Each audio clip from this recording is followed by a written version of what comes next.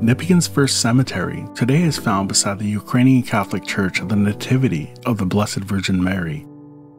However, in the early days, the only church nearby was Reverend Robert Renaissance Anglican St. Mary the Virgin, where he ministered from 1880 to 1894. The oldest stone in the cemetery is dated 1883, and the last recorded burial was in 1924. It is said the cemetery in the middle of town is full, but there only remains a handful of headstones to be seen, the majority of markers being wooden crosses, which have deteriorated with time, and unmarked graves. The names recorded on these headstones are as follows: Lucy Alice Cowie, August 11, 1895. Norman Matheson, April 23, 1901. Roderick M. Smith, June 5, 1902. Christy Smith, June 9, 1902. Alexander Matheson, Hudson Bay Company Factor, November 6, 1904. Mary Olson, March 27, 1905. Clarence A. McDonald, June 25, 1905.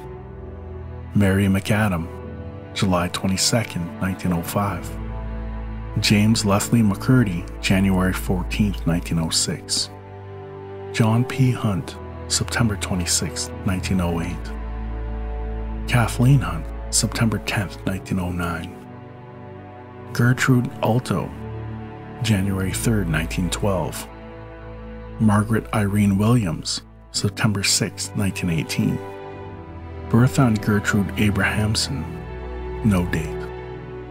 L.A.C., undated. Nipigon's historical cemetery, then known as the Old CPR Cemetery, which was originally a wooded area where at least a dozen people were laid to rest in the early days of Nipigon.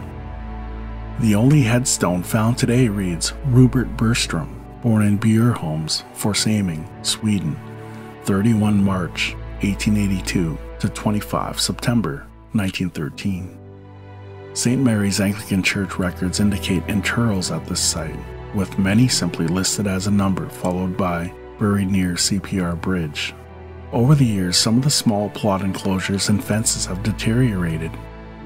The abandoned cemetery was examined and all graves were marked off by chain fence enclosures, and the old CPR cemetery was renamed the Historical Cemetery and now has become home to many decorations found hanging in the trees. Cliffside Cemetery was originally a small cleared section of forest which overlooked the lagoon. The area was used for picnicking and featured a railing around the edges and a small gazebo. There was also a steep set of stairs you could follow down to the landing, where bands would play under a pagoda and dances were held. Eventually, the land was further cleared to make room for inevitable burials. These days, more people are opting for cremation rather than traditional funeral viewings. This enables the families to bury loved ones with other family members who had previously passed on. In the early days, funeral services were held in the home, in what was called the parlor, which is where we get the word funeral parlor from. Over the years, changes to the way things are done caused the parlor found in each home to be called the living room, as opposed to a room meant for the dead. Funeral homes undertook embalming, viewing, cremation, and burial services. Don S. Cochran opened a small funeral home and ambulance service in December of 1960 and ran for many years, followed by Frank Lawrence. Peter Elliott finished his apprenticeship in Massey, Ontario and came to Nipigon in September 1969, followed by his wife Linda in February 1970. Elliott Funeral Home is still in operation today.